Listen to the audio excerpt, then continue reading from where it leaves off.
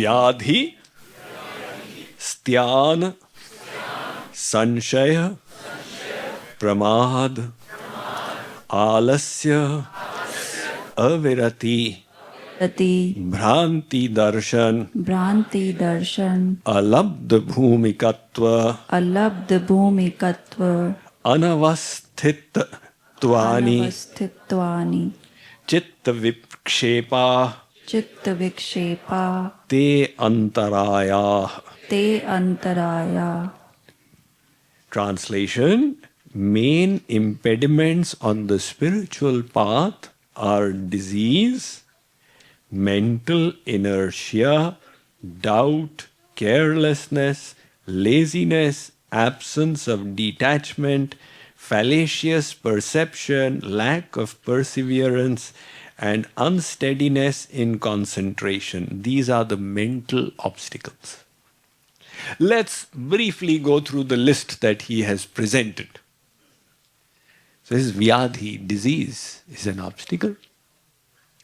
Now somebody who becomes diseased cannot even come for the lecture. So naturally, the body is your vehicle. You may say, I am the soul. That's right. But presently, the soul is not in the Paramahans state. It is affected by the body. And that is why you need to keep your body healthy. Some people say, I am the Atman, just do Radhe Radhe, everything else will take care. But how will you do Radhe Radhe when the body is in pain? From the mouth you will say Radhe Radhe and the mind will think, oh, Radhe stomach and Radhe foot. So you need to keep the body fit. And for that purpose, we must follow the rules of good health. Eat the right things. Do your exercise on a daily basis. Regulate your lifestyle so that the body is suitable vehicle for your spiritual sadhana. And to do that, you need material science. Now, if a spiritualist says material science is useless, Sri Krishna says, no, yuktahara viharasya. Look, Arjun, natyashnatastu yogosti. If you eat too much, you can't do yoga. If you stop eating, you won't attain success in yoga. You will have to properly utilize the world to take care of your body. So, vyadhi is the first obstacle. And that is why our Shastras have given us medical systems to take care of yours. It's not that you have to adopt that medical system. Whatever system works for you. If you say, I will not do yogasana, Zumba works for me, Swamiji. All right, you do Zumba, but do something at least. Because if you just remain sitting all the time is like smoking. That's what modern science is telling you. So take care of your body. Respect it as a gift of God and a necessary and constraining resource in the journey to God. The next he says is styan. Styan is mental inertia. The mind's laziness. The mind says, why think so much? The Swamiji says that happiness is not in the world, there's another happiness. I'm not getting it right now. What I'm getting is the happiness from Rasgulla, Gulab Jamun. Why exert the intellect in such deep thought? Jo pratyaksh hai, what is self-evident, why not believe that much? That is why the maximum followers, people say, Hinduism has the maximum followers in India. I say Charvak has the maximum followers. Charvak's philosophy was yavat jivet sukham jivet rinam kritva ghritam pivet bhasmi bhutasya dehasya punaragamanam kuta.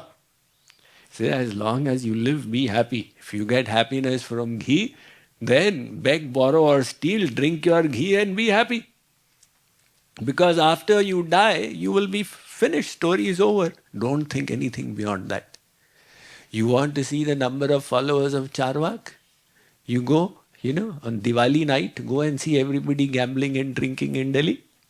On New Year night, you go and see, take a look. All the followers of Charvak. So this is mental laziness, unwilling to think beyond the nose. So other people, they say, if it is written in my destiny, I will come. I tell somebody, Are Baba, last year you were so interested. Come, take a couple of more steps. Swamiji, if God wants, I'll take a couple of steps. So if I'm not taking steps, it's God's fault. This is called Ishwar Tushti. For what you are supposed to do, you have considered God as the nimit, as the reason. And then you have reduced your effort. If it will happen by His wish, then I don't need to bother. Other people, they bring in Bhagya Tushti. Bhai, do some bhakti now, you've become 60 years old. Swamiji, if it's written in my destiny, I'll do bhakti. And if I'm not doing bhakti, then there's something wrong with my destiny. Nothing is in my hands. So either the destiny is wrong, or God doesn't want it, or it's a defect of Kali Yuga, or this Maya is very strong, whatever, there is no defect from my side. So this mental laziness is what he is saying is the second defect. The third is sanshay. Sanshay, doubt. Now you listen to 1.5 hour lecture, right? And effort is put in by the teacher to convince you. At the end of the lecture, you say, that is all right, but why did Ram hide and kill Bali? One but has come. You heard the whole Ramayana, somebody tried to explain Ram Tattva, and in the end, you created a but. Until I get the answer to this but, I cannot proceed. So the whole thing is neutralized. Like there is a fashion amongst judges, If it's like, for example, a murder case, they'll write a 100-page judgment. And they'll fill in all the dramas of the world in it. Wahan pe aisa hua, this gavahi said this and that gavahi said that. And you read it, you think, oh my God, this is going to be death by hanging. And in the end, he says, wo gavahi ka bayan doubtful nikla, that witness testimony was slightly doubtful. The benefit of the doubt is being given to the culprit, to the accused, and he is being released. Likewise, we hear everything, and moment we create a but, now we are stuck there. So he is saying this doubt is the enemy of progress. Some people say, I need to understand the whole thing, then I will begin. It is like saying that I will come from Fremont to San Jose Radha Krishna temple when all the traffic lights turn green, then I will start. So you will get this much of understanding. You use it to move ahead. You get a little more understanding, you use it to move ahead. Have you understood any spiritual knowledge so far? Yes, Swamiji. Use it. Do that much Sharanagati. Then he will give you more revelations. The problem is we say, oh God, please kripa karo. Grace me. God says, the kripa I have done, you use it. Then I'll give you more grace. Now what kripa I have done, you are not using it. Then what basis are you demanding more? So, this doubt he has identified as the third problem. The fourth is pramad. Pramad is carelessness. Carelessness is a mindset. It's an attitude which gets us down everywhere. You know, in student life, chalta hai. So, I mean, this is one weakness of Indians, chalta hai. That pursuit of excellence in what you do, that must be there. It makes the difference everywhere. In spirituality as well. I've got these defects, chalta hai. No, the attitude of excellence is that I must not compromise my standards. I resolve to try and be the best that I can be. Some people are perfectionists. Being a perfectionist is also very dangerous. Because the moment they find that they've made a mistake or they have a defect, they go into depression. I made a mistake, Swamiji. So then they say, oh Swamiji, I've got so much of tension, I made a mistake. I said, what is the reason for your negative thinking? Have you understood? No, a wrong belief. Why did you think you will not make a mistake? You are a work in progress. Today you'll make these many mistakes, tomorrow less, after that, one day you'll stop making mistakes. But for you to today think that I should not make any mistakes is being unrealistic. So, don't be a perfectionist, but pursue excellence. Which means, did I do the best that I could do? If not, if there is a shortcoming, then I need to try harder. And then I need to try even harder. So, this attitude, chalta hai, he is saying carelessness. Knowing what is to be done, still not doing it. Carelessness. And the other thing is alasya. Alasya is laziness. Alasyam hi manushyanam sharirasto mahan ripuhu. The Shastras say that the biggest affliction of the human body is alasya, laziness. I have been told by my Gurudev that you sit in kirtan, do roop dhyan, but I don't do. Why? Laziness. This laziness creeps in everywhere. If that laziness could be removed, we would make such a rapid progress, it would be astounding. But removing the laziness requires effort. And that effort is the struggle. Because anything that is worthwhile is upstream. Anything that is worthless is downstream. The worthless thing doesn't require effort. Does it require effort to see a movie on Netflix? No.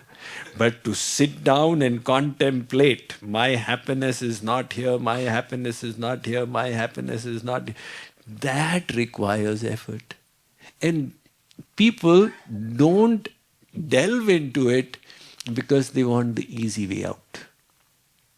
As somebody said, do you know what is the biggest obstacle to your highest path? An easier way to a lower path.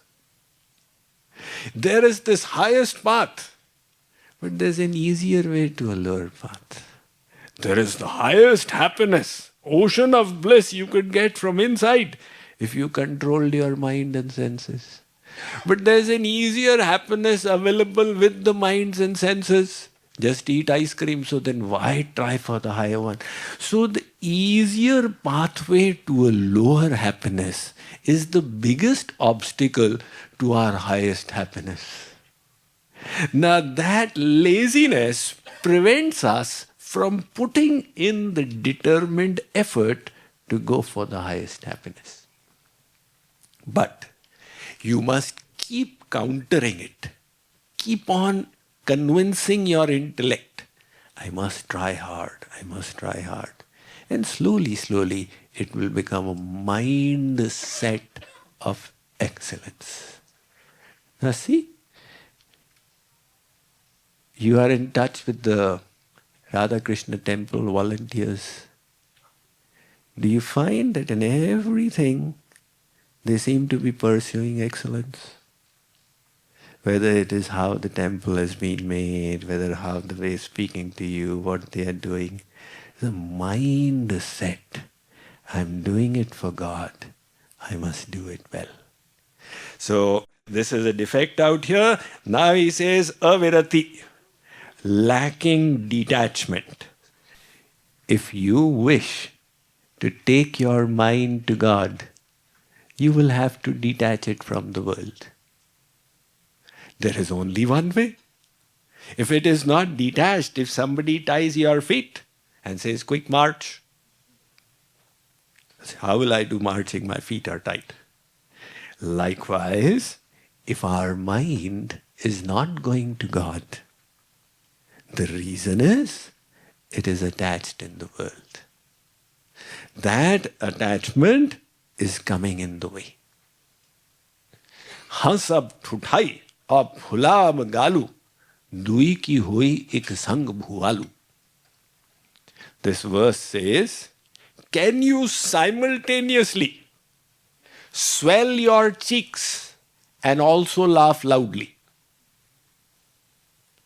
Laugh loudly and also swell your cheeks. Impossible. The only way to swell the cheeks is to close your mouth. The only way to laugh loudly is to open your mouth. So you can't do these two things together. Likewise, you say that I wish to keep all my attachments and also achieve the highest realization. It will not happen. Supposing God had given us many minds, it would have been possible. Attach one mind to jalebi, attach the second mind to grandmother, and attach the third mind to Radha Krishna. Sri Krishna knew that if I give more than one mind, like I have given 2 eyes, 10 fingers, if I had given the jiva with many minds, they would not do Mam Ekam Sharanam Vraja. Complete surrender. So that is why he gave us just one mind. Ki Arjun, this gapad shapad will not work. I am giving you one mind, and that one mind needs to be surrendered. Like the gopis said to Uddhav, they said, Udho manana bhaye das bis, ekahu to so gayo sham sang, ko avaradhe is, Udho ji manana bhaye das bis. Uddhav, we have one mind. It has gone with Sri Krishna to Mathura. Now this sadhana you are telling us with which mind will we do it? So that one mind we need to attach to God. Now we rationalize. You tell somebody, Are bhai, 70 saal ke ho gaye. You are 70 years old. Now attach your mind to God. Swamiji, you are saying, see God in everyone. My Nati Pota, he is my Bal Gopal. Really? So you are seeing Bhagavan only in your Bal Gopal. If you actually had Bhagavad Buddhi, you would see Bal Gopal in everyone. Not only in your Nati Pota. This is just an excuse to justify your attachment. So he is saying that, bhai dekho, this attachment is an obstacle. And then he says, Bhranti Darshan. Bhranti Darshan is a serious matter. Fallacious perception. This is hallucination. Swamiji, in my dream I saw a light. So I have become God realized now. Hallucinations. On the basis of these hallucinations, people start new cults. God directly spoke to me in a private room and he said this. So, Bhranti Darshan is just the creation of false beliefs without any basis. That is why our belief should be verified on the authority of the Shastra Gyan. Do the Shastras say that this kind of thing happens? It will happen. Verify it from there. Verify it with the Guru's Vani. Verify it with the Vani of all the Gurus in history. And that will ensure that our mind doesn't cheat us with Bhranti Darshan. The next is alabd bhumikatva, lacking perseverance. Perseverance. Those charai vaite, charan vai madhu vindati. Keep on at it. Those who continue will get the madhu. Some people give up too easily. They'll dig for water 3 feet in one place and say, no, this is kankad patthar here, give it up. Then try 2 feet here, no. Then try 3 feet here, no. Even in spirituality, some people, they go to 20 places doing window shopping. In America, it's very common. Window shopping in spirituality. 20 days here, 30 days there, 40 days there, 10 days here. Make a khichdi of what everybody does and do sharanagati nowhere. Giving up too easily will not work. It's like the firewood. It has fire intrinsic to it. And it's willing to manifest, provided you rub it sufficiently for half an hour. And if you rub it 5 minutes, then let go. Then rub it 5 minutes, then let go. The wood will rub off, the fire will not manifest. Once a monkey also decided to do fast. It said everybody fasts as a spiritual austerity. So monkey said, why not? I am also a creature in God's creation. So it decided that I will fast until next morning. When our Suryodaya happens, then I'll do namaskar to the Surya Devta and then I'll have my bananas. So he lay down on his branch, he was hungry. Then his mind said, look, if I am fasting until tomorrow, then I may become so weak that I'll not have the energy to go and get bananas. Let me arrange for bananas and put them on that branch and then fast. So he arranged for the bananas, put them on the next branch and then again lay down. Then the mind said, look, I don't know, it's my first fast. I may become so weak that I can't reach out to the next branch. Why not keep the bananas in this branch itself? So again he lay down, then he thought, supposing I'm not able to lift my hand at that time, it is best to keep the banana in my mouth. I will not eat it. So he put the banana in his mouth. I'm fasting today, I'm not going to eat it. Now when the senses came in touch with the object where the monkey's fast was disrupted. He is saying that if alabd bhumikatva, lacking perseverance. So the last one in this sutra he's saying, anavasthitattvani, unsteadiness. Unsteadiness or fickleness could be of the mind. So the tridosh is mal, vikshep and avaran. We say the mayadhin jeev, it is under trigun, tritap, tridosh, panchaklesh, panchakosh. These are considered the adhi vyadhi of maya. In that, what are the tridosh? Mal, the sins of endless lifetimes. Vikshep, the chanchalta, fickleness of the chit, mind. Avaran, the agyan, avidya, ignorance covering the soul. So this is the state of the Mayadhin soul. But here he is referring to the fickleness of the intellect. Sri Krishna also referred to it. He said, Arjun, vyavasayatmika buddhi ekeha kuru nandana.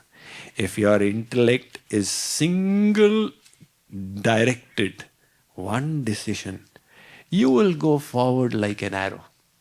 Bahushakhayanantascha buddhayo avyavasayinam. If your intellect has many branches, then that resolute determination to do yoga will not happen. A gardener, Maharajji, Jagadguru Sri Kripaluji Maharaj in the summers, in his Leela Avatar Kal, he used to go to an ashram in the Himalayas. And then I would also go and meet him, stay with him for some time, a week or so. And there were beautiful gardens out there. And there would be competitions, flower competitions. And one gardener used to always win the rose competition for the biggest and most radiant rose flowers. I asked him, what is his secret? He said, Arey, you know what I do? I cut off the other branches. So all the juice from the roots goes into this flower and it becomes so dazzling. And that is what Sri Krishna says, vyavasayatmika buddhi. Your intellect should have one direction. And if it has this fickleness, unsteadiness, then it will go from one branch to the next to the next.